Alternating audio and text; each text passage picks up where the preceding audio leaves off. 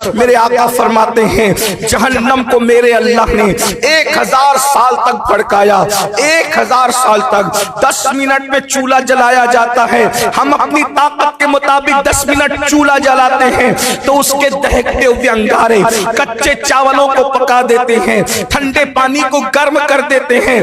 ارے جب تیرے 10 منٹ کے چولہے کے یہ حالت ہے تو میرے اللہ نے جب 1000 سال تک کے جہنم کو بھڑکایا ہوگا اس وقت تو جہنم کے دہکتے ہوئے انگاروں کا حال کیا ہوا ہوگا۔ تو صادق و مصدوق غیب داں نبی صلی اللہ علیہ وآلہ وسلم ارشاد فرماتے ہیں تو جہنم کی آگ لال ہو گئی۔ اسی پہ بس نہیں کیا گیا بلکہ مزید 1000 سال پھر بھڑکایا گیا تو وہ جہنم کی آگ یعنی 2000 سال تک بھڑکتی رہی۔ آقا فرماتے سفید ہو گئی، پھر میرے آقا ارشاد فرماتے ہیں پھر تیسرے 1000 سال تک کے اس کو بھڑکایا گیا، یعنی 3000 سال تک جب اس کو بھڑکایا گیا تو بالکل کالی اور سیاہ ہو گئی۔ اب آپ مجھے بتائیں سیاہ اور کالی آگ جس کو اللہ نے 3000 سال تک کے بھڑکایا ہے، اب میرے آقا علیہ السلام کے دیوانوں بتاؤ کیا آپ میں اور ہم میں اتنی طاقت ہے؟ بیوی کے ہاتھ کے جلائے ہوئے 5 منٹ کے چولہے کے چھوٹے چھوٹے انگاروں کو برداشت کرنے کی طاقت نہیں، اپنے ہاتھوں سے جلائے ہوئے چولہے کے انگاروں کو برداشت کرنے کی طاقت نہیں، جس کو 3000 سال تک قادر و قیوم اللہ اکبر قہار و جبار نے دہکایا ہو اور پھر وہ سرخ ہو کر سفید ہو جائے، سفید ہو کر کے وہ سیاہ ہو جائے۔ بتاؤ ہم میں آپ میں طاقت ہے؟ نہیں طاقت ہے، مگر آج کا مسلمان ان باتوں کو سن کر نظر انداز کر رہا ہے، ان باتوں کو سن کر نوجوان نظر انداز کر رہے ہیں۔ کون ہے جس کے کانوں میں جو رنگتی ہے؟ اللہ اکبر۔ ان باتوں کو صحابہ سنتے تھے تو ان کی آنکھوں میں آنسو خوف خدا کی وجہ سے جاری ہو جاتے تھے، وہ رونے لگتے تھے، وہ گریہ وہ زاری کرنے لگتے تھے۔ کچھ لوگ تو بے ہوش ہو جاتے، بے ہوش ہو کے زمین پہ گر جاتے۔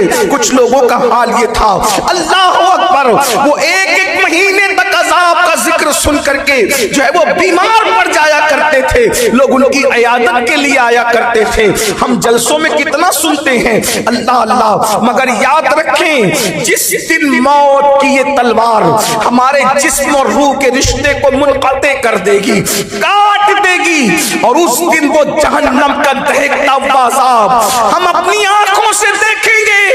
اس وقت اللہ کے عذاب سے لوگ پناہ مانگیں گے، لیکن اس وقت تو کوئی پناہ ملنے والی نہیں ہے۔ موت کے بعد سب کے لیے توبہ کے دروازے بند ہو جاتے ہیں۔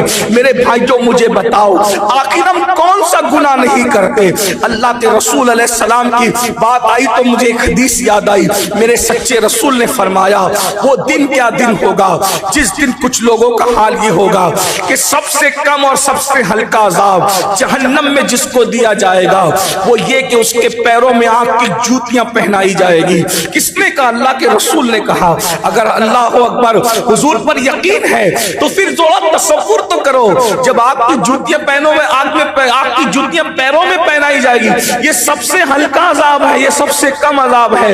اور آقا ارشاد فرماتے ہیں کہ جب پیر میں آگ کی جوتی پہنائی جائے گی تو سر میں بھیجا ایسے کھولے گا جیسے چولہے پہ رکھی ہوئی ہانڈی میں پانی کھولنے لگتا ہے۔ اور آقا ارشاد فرماتے ہیں کچھ لوگ ایسے ہوں گے جن کے ٹکنوں تک آگ ہوگی۔ آقا فرماتے ہیں کچھ لوگ ایسے ہوں گے جن کے گھٹنے تک آگ ہوگی، جہنم کی آگ۔ کچھ لوگ ایسے ہوں گے جن کے کمر تک آگ ہوگی، کچھ لوگ ایسے ہوں گے جن کے کندھوں تک آگ ہوگی، کچھ لوگ ایسے ہوں گے جن کے گلے تک آگ ہوگی۔ یہ آگ کا عالم ہوگا۔ میرے بھائیوں بتائیے ہم تو جہنمی کے راستے پہ جا رہے ہیں۔ بہت معذرت کے ساتھ اللہ اکبر، کاش اس قوم کو اللہ رسول پر یقین ہوتا۔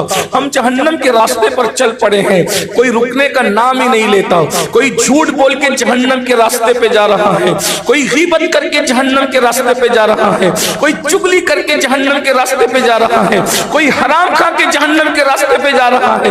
سب کچھ کرنے کے بعد کیا سوچتے ہیں؟ ارے مولانا اللہ معاف کرنے والا ہے۔ میرے بھائی اللہ تو یقیناً معاف کرنے والا ہے، لیکن اس نے کچھ اپنی غیرت کا اظہار بھی کیا ہے۔ میرے آقا فرماتے ہیں اللہ سے بڑا غیرت مند کوئی نہیں ہے، سب سے زیادہ غیور اللہ کی ذات ہے۔ اللہ اللہ سے زیادہ کوئی غیرت مند نہیں ہے، اور فرمایا اللہ کے بعد سب سے زیادہ کوئی غیرت والا ہے۔ آقا ارشاد فرماتے ہیں میں محمد ہوں اللہ کے بعد سب سے زیادہ غیرت والا۔ سوچو تو صحیح، اللہ کی غیرت سے کیوں نہیں ڈرتے؟ اللہ رب العزت نے جہنم کس کے لیے بنائی؟ قرآن کہتا ہے جب جہنم کا عذاب کافر دیکھیں گے تو کافر کیا کہیں گے؟ وَيَقُولُ الْكَافِرُ يَا لَيْتَنِي كُنْتُ تُرَابًا، اس دن کافر تمنا کریں گے کہ کاش ہم مٹی ہو جاتے۔